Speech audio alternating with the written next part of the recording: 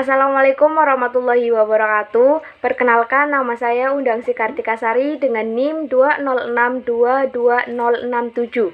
Di sini saya akan menjelaskan tentang pemikiran-pemikiran Raden Dewi Sartika.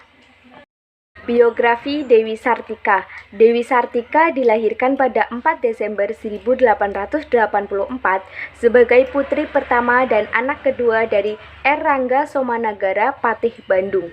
Ibunya R.A. Raja Permas, putri Bupati Bandung R.A.A. Wiranatakusumah IV, yang terkenal dengan sebutan Dalem Bintang.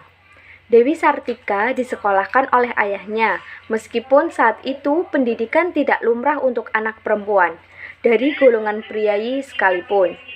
Dewi Sartika dititipkan di rumah pamannya yang bernama Raden Demang Surya Kartahidingrat atau Patih area Cicalengka.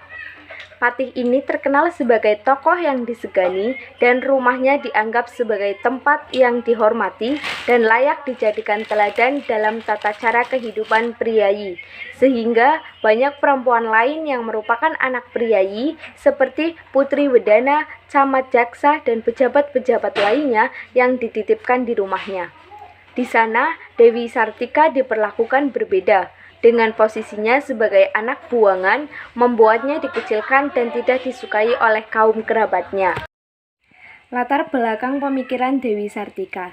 Kedudukan perempuan dari zaman ke zaman dalam masyarakat Indonesia mengalami perubahan. Dulu perempuan pernah menduduki posisi yang cukup tinggi.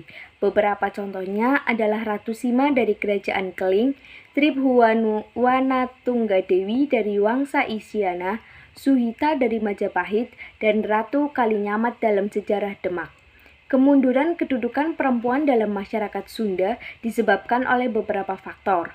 Faktor pertama, ketika zaman Kerajaan Mataram berkembang feudalisme dengan menempatkan istri sebagai lambang status seorang pria, perempuan yang awalnya adalah subjek tergeser kedudukannya menjadi objek.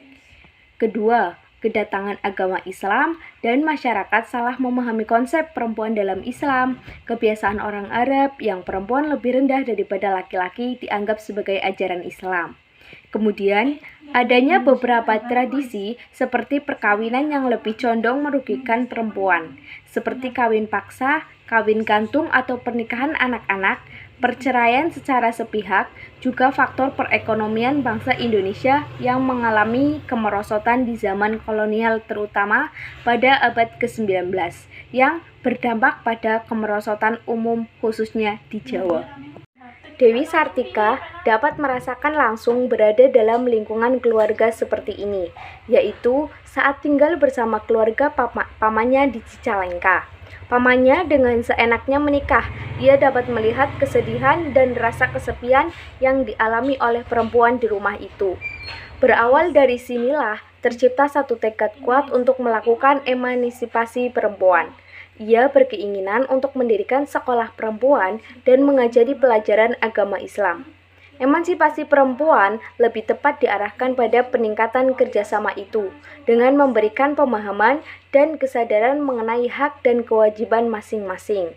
Selain itu, pembelaan kepada kaum perempuan lebih diarahkan kepada penanaman nilai-nilai Qur'ani terhadap mereka, sehingga mereka terbebas dari gangguan yang dapat mengotori kesuciannya. Pemikiran Dewi Sartika dalam pandangan Islam. Segala gagasan dan pemikiran Dewi Sartika sejalur dengan ajaran Islam.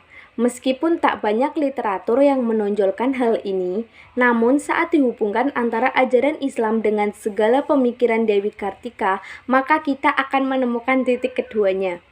Muhammad Qutb menandai adanya dua pandangan mengenai konsep Islam tentang kedudukan perempuan, dan keduanya tidak sah. Pertama, pandangan yang mengatakan bahwa Islam telah memberikan hak-hak yang sama antara laki-laki dan perempuan dalam segala hal. Kedua, pandangan dengan penuh kejahilan menuduh bahwa Islam adalah musuh perempuan.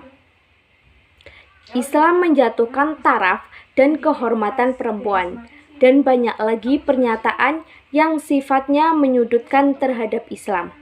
Akhirnya, sekolah impian Dewi Sartika bisa terwujud. Awalnya, memang Pandangan para priyayi mengenai sekolah ini sangatlah tidak baik.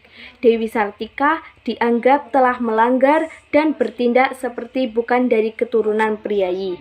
Tetapi seiring berjalannya waktu, para perempuan priyayi tersebut luluh. Bahkan di antara mereka ada yang memberikan dukungan serta bantuan.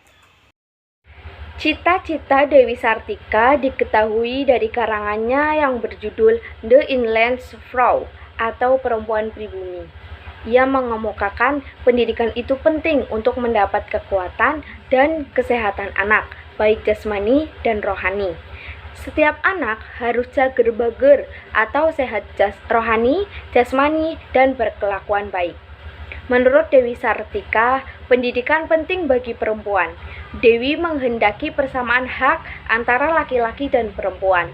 Dari sini dapat kita lihat bahwa tujuan dari gagasan serta perbuatan Dewi Sartika sebenarnya adalah bentuk jihad dalam Islam. Ia bersungguh-sungguh agar nasib perempuan Indonesia menjadi lebih baik, lebih memahami agamanya sendiri. Pada tahun 1906, ia menikah dengan Raden Kanduruhan Agah Suryawinata yang merupakan guru dari sekolah Karang Pamula. Penghargaan Dewi Sartika, ia dianugerahi gelar Orde van Oranje Nassau pada ulang tahun ke-35 Sekolah Keutamaan Istri sebagai penghargaan atas jasanya dalam memperjuangkan pendidikan. Pada 1 Desember 1996 diakui sebagai pahlawan nasional. Sekian penjelasan tentang pemikiran Dewi Sartika dalam pendidikan. Pesan saya adalah jas merah, jangan sekali-kali melupakan sejarah. Sekian dari saya, terima kasih. Wassalamualaikum warahmatullahi wabarakatuh.